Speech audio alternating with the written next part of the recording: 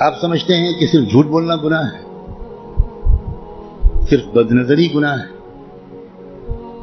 صرف زنا اور چوری گناہ ہے، اور آپ یہ نہیں جانتے کہ قرآن کو نہ سمجھنے کی کوشش کرنا یا سمجھنے کی کوشش نہ کرنا یہ ان سارے گناہوں سے بڑا گناہ ہے۔ آپ انجینئر ہیں، بڑے خوش ہیں کہ میں انجینئر ہوں، آپ ڈاکٹر بن گئے، بڑے خوش ہیں کہ میں ڈاکٹر ہوں، آپ تاجر بن گئے اور آپ خوش ہیں کہ میں تاجر ہوں، اور آپ کو اس کمی کا احساس تک نہیں کہ میں کتنا بڑا محروم انسان ہوں کہ میں اللہ کے کلام کو جو صرف میرے لیے آیا ہے وہ میں سمجھنے کی کوئی کوشش ہی نہیں کی میں۔ مسلمانوں کی اکثریت، غالب اکثریت، وہ جو 5 وقت کی نماز پڑھتے ہیں وہ بھی، جو روزہ رکھتے ہیں وہ بھی، جو اپنے کو دیندار سمجھتے ہیں وہ بھی، جو کچھ دینی کام بھی کرتے ہیں وہ بھی، اس بڑے گناہ میں تقریباً سب شریک ہیں کہ وہ قرآن مجید کو سمجھنے کی کوئی کوشش نہیں کرتے اور قرآن مجید کو نہ سمجھنے کو گناہ نہیں سمجھتے یا سمجھنے کی کوشش نہ کرنے کو گناہ نہیں۔ تو آپ قرآن مجید کو سمجھنے کی کوشش فرض عین سمجھیں، اور قرآن کو اب تک سمجھنے کی کوشش نہ کرنا یہ کبیرہ گناہوں سے بڑا گناہ سمجھیں۔ اور رمضان کا مہینہ جو گناہوں سے توبہ کرنے اور معافی مانگنے کا مہینہ ہے، اس میں سب سے زیادہ اس گناہ سے توبہ کریں۔ اللہ کے ہاں آپ کی بخشش اس لیے کہہ کر نہیں ہوگی کہ اللہ حضرت میں تعلیم کے حلقے میں بیٹھتا تھا اور اس میں منتخب احادیث پڑھی جاتی تھی، اس میں فضائل نماز پڑھی جاتی تھی۔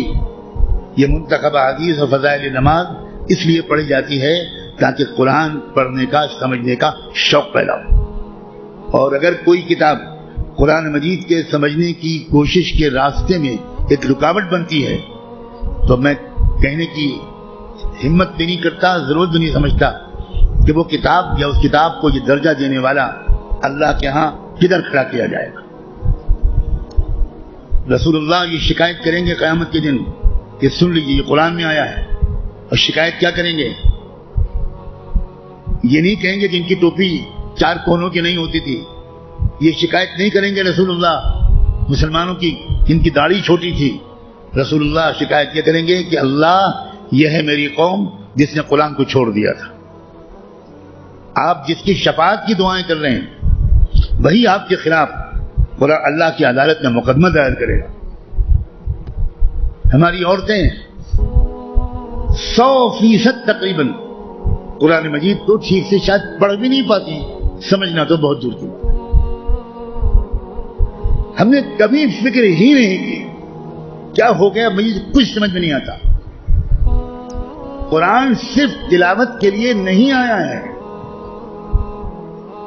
اول تو کتنے لوگ سال بھر تلاوت کرتے ہیں وہ آپ خود جانتے ہیں، لیکن میں کہتا ہوں اگر آپ سال کے روزانہ تلاوت بھی کرتے ہیں تو ایک بہت نیک کام آپ ضرور کرتے ہیں، لیکن قرآن کا حق صرف تلاوت سے ادا نہیں ہوگا۔ آپ کے دوست کا خط آپ کے پاس آئے، آپ کی ماں اپنا خط لکھے، آپ دور کہیں رہتے اور ماں آپ کو خط بھیجے، آپ خالی اس خط کو روزانہ پڑھ لیا کریں گے بس؟ اور دوست یا ماں اگر آپ سے کوئی مطالبہ کرتی ہے تو آپ اس پر عمل نہیں کریں گے؟ یہی سلوک ہم قرآن کے ساتھ کر رہے ہیں۔ قرآن کیا ہے؟ اللہ کے خطوط کا مجموعہ ہے، لیکن ہم کو کچھ خبر نہیں کہ اللہ نے ہم کو خط میں کیا لکھا ہے۔ آپ کا دوست آپ کو خط لکھے اور آپ اس کو سمجھ نہ پائیں، آپ چین سے سوئیں گے؟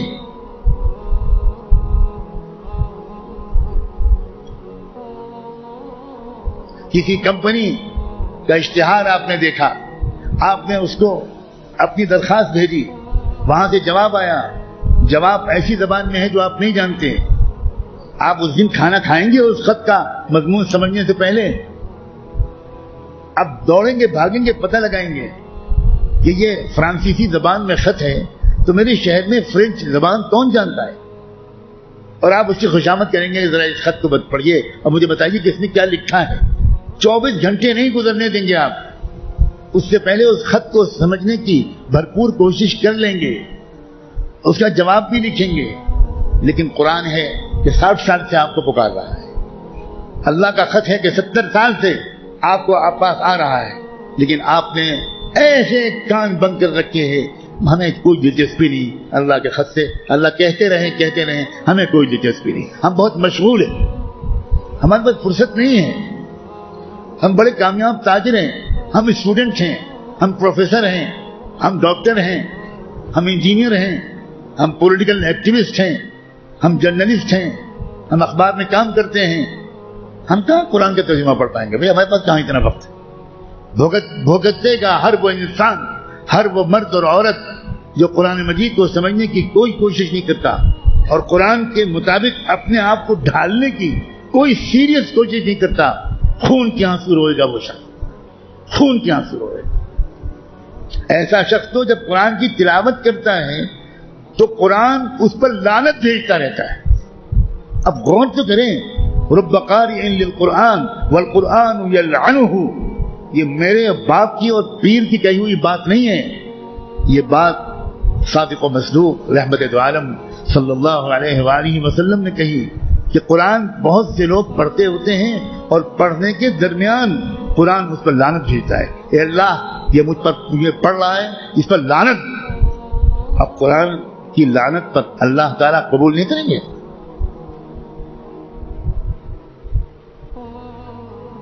جو توہین قرآن کی ہم نے کی ہے, جو بے عزتی قرآن کی ہم نے کی ہے, اس کے حساب سے ابھی مسلمانوں کی اتنی پٹائی نہیں ہوئی جتنی ہونی چاہیے. آپ اتنی پٹائی پر پریشان ہیں, ابھی تو شروع ہوئی ہے پٹائی, پھر دیکھیے گا آئندہ کیا ہوگا.